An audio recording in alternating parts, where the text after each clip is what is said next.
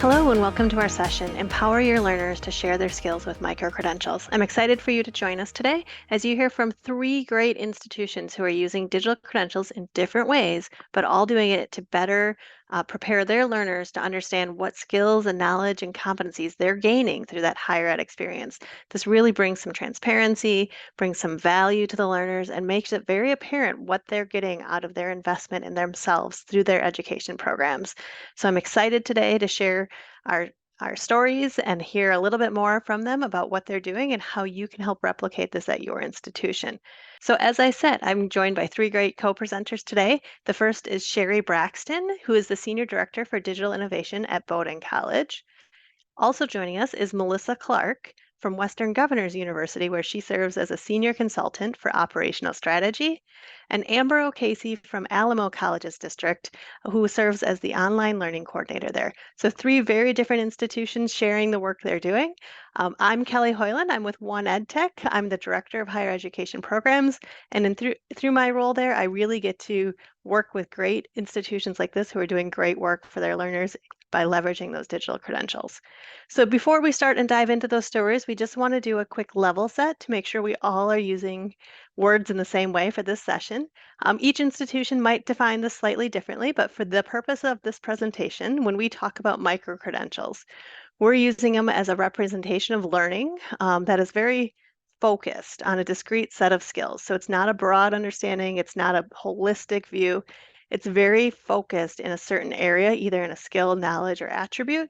And that is what a micro-credential is. It's awarded to represent the completion of that shorter, very focused learning outcome. These are typically displayed using an open badge. And you're like, what's an open badge? Well, what an open badge is it's a type of digital badge. Typically, we see these as a little icon in a signature or shared to LinkedIn or shared somewhere else. It looks like a really cool picture of a badge and it tells you who awarded it and what that skill was. But if they're issued as an open badge, this allows them some additional functionality and features.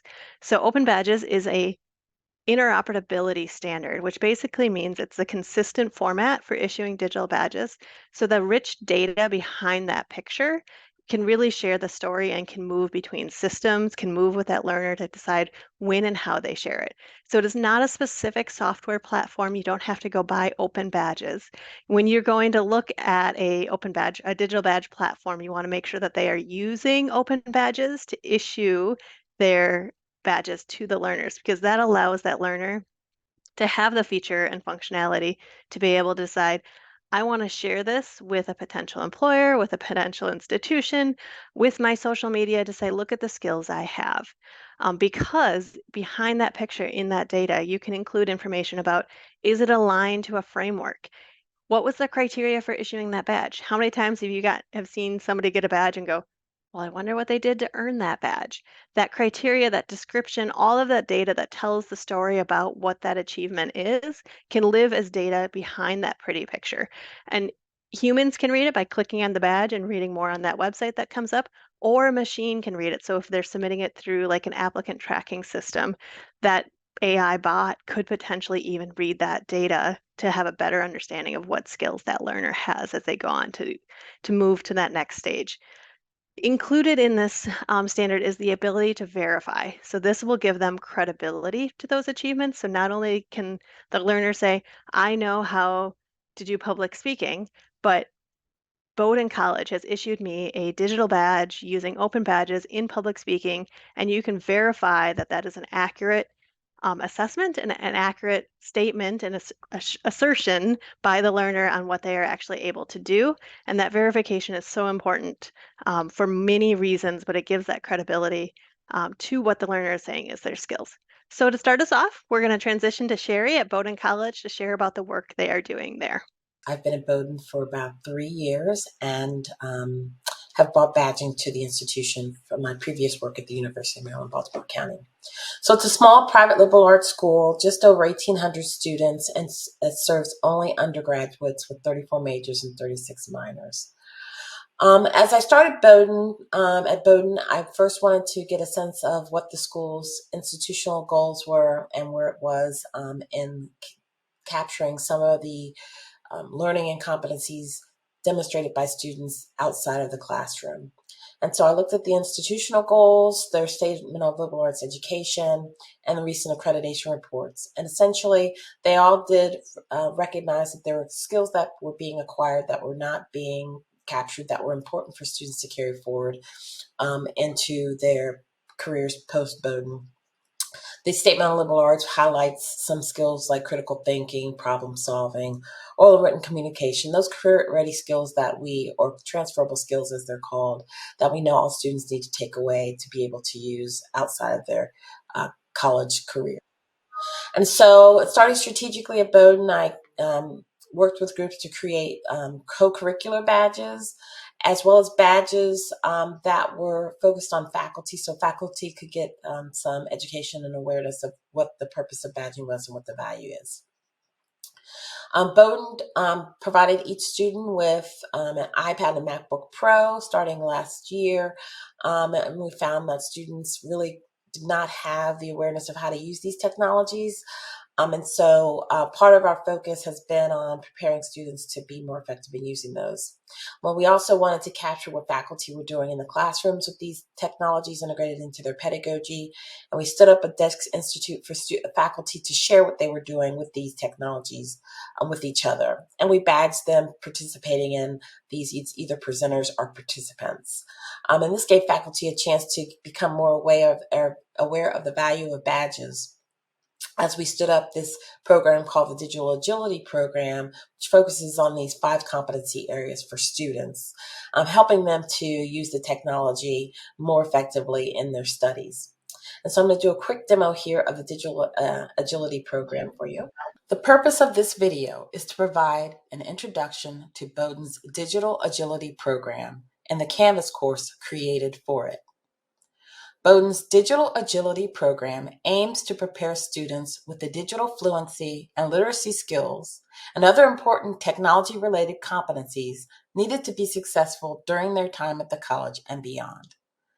Built on a framework adapted from the Bryn Mawr Digital Competencies Framework, the Bowdoin framework customizes the competencies to address key knowledge, skills, and abilities needed in our community, complementary to the digital excellence commitment tools and platforms, and critical to ensuring preparedness for success beyond a student's tenure at the college. As students move through the resources provided for each of the 5 competency areas, they will have the option to earn a digital badge for that competency by successfully completing a series of related assessments. Each competency has 3 types of information. Fast Track, which provides resources such as short videos, websites, and other tutorials for quick introductions to a topic. A Deeper Dive, which provides resources with a little more detail. These could be LinkedIn Learning courses or extended YouTube videos. And finally, the Digital Agility section, which allows students to complete a series of assessments and different sub-competencies to qualify to earn a badge in that specific competency.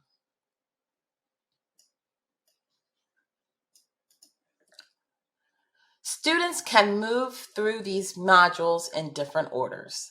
They don't have to be sequentially done, and you can choose to earn a badge if you'd like for one of the specific competencies. But if you choose to earn the badge, you must complete each of the sub-competencies in order as the assessments build upon each other as you progress through the competencies.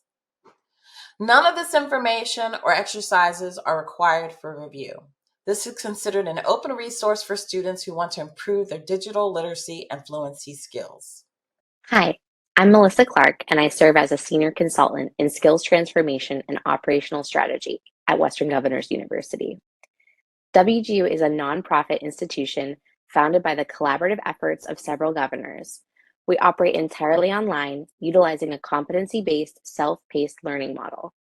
Our university comprises 4 schools, offering a wide array of undergraduate and graduate degree programs in business, information technology, health professions, and K-12 teacher education.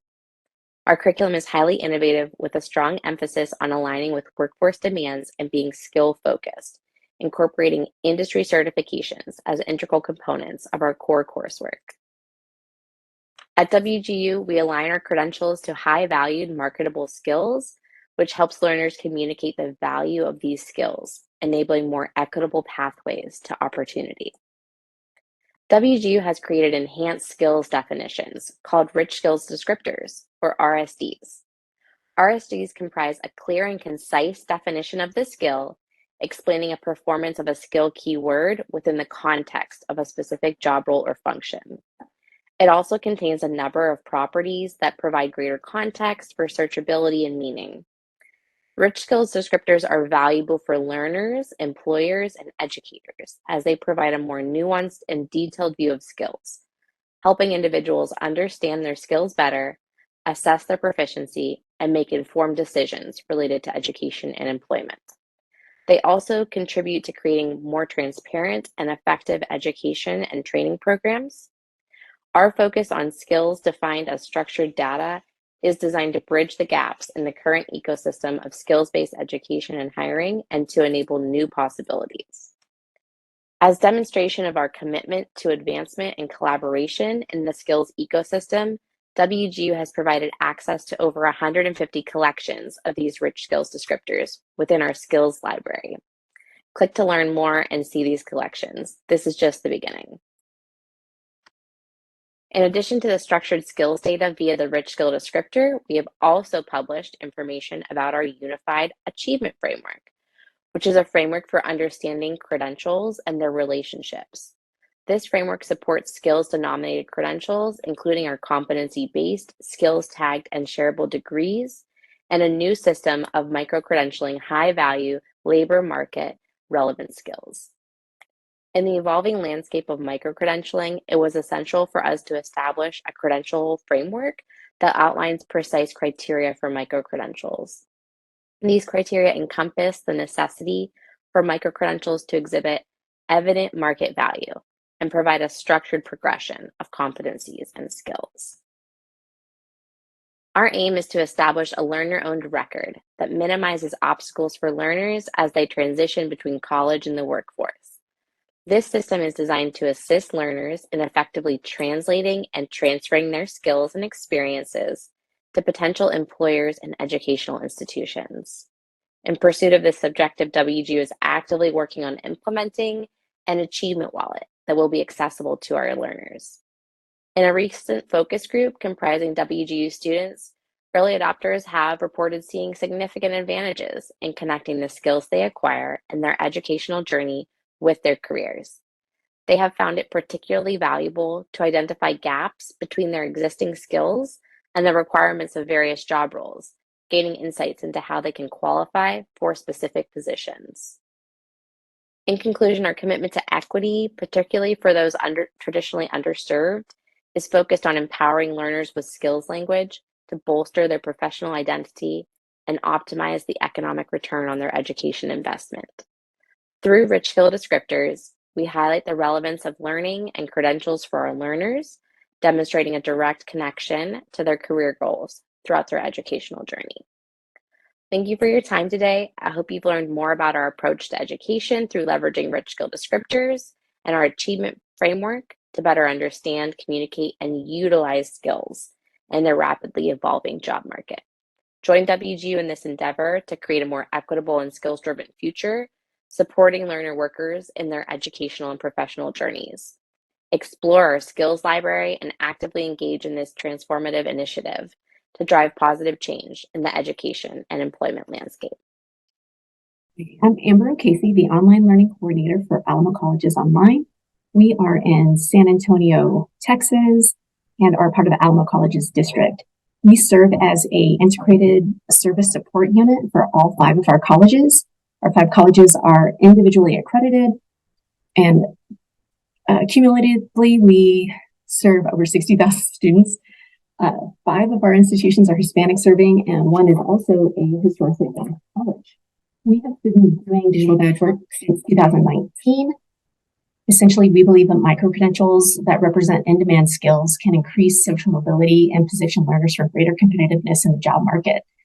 In order to make sure our digital badges have integrity, we created guiding principles so that all of our micro-credentials represent in-demand skills. They include skills assessments, and then they're credentialed by faculty members and trainers.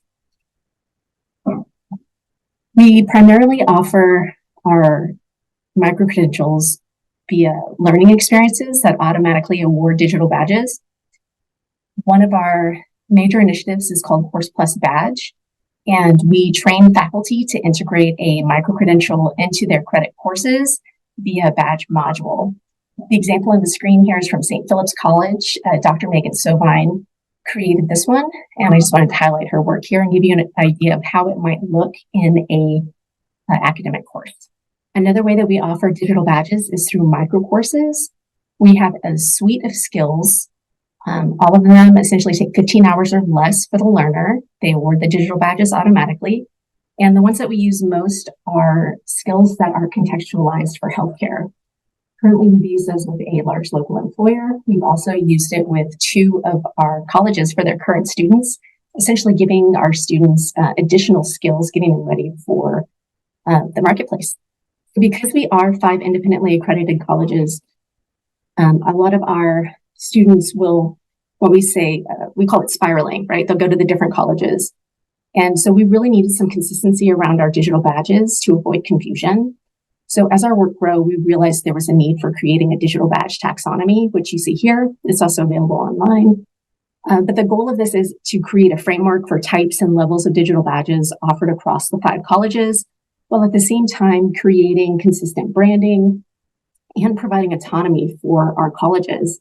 Because what one college is focused on may not be the same as another college. And so we wanted to create that consistency across our colleges while at the same time promoting college autonomy. If you're interested in learning more about our various projects, we do have a set of micro-credential insight briefs. They're available online, and it really goes into our various projects and growing work over the last 4 years. And of course, you can always reach out to us as well. And thank you for listening today. Thank you so much for joining us today for our session. I hope you heard wonderful information that you can take back to your institution to advance or grow your micro-credential program. So thank you very much. I speak for all of our presenters to say we're always happy and available for support. If you have questions, feel free to email us. That information is on the slides as shown. If you want to reach out, ask questions, continue a conversation, dive deeper beyond what we've had today in the chat, feel free to do that. Also, one quick reminder, don't forget to provide your feedback in the EDUCAUSE Events mobile app so that we can improve this presentation if we were to do it again. So thank you very much for joining us. We appreciate your time.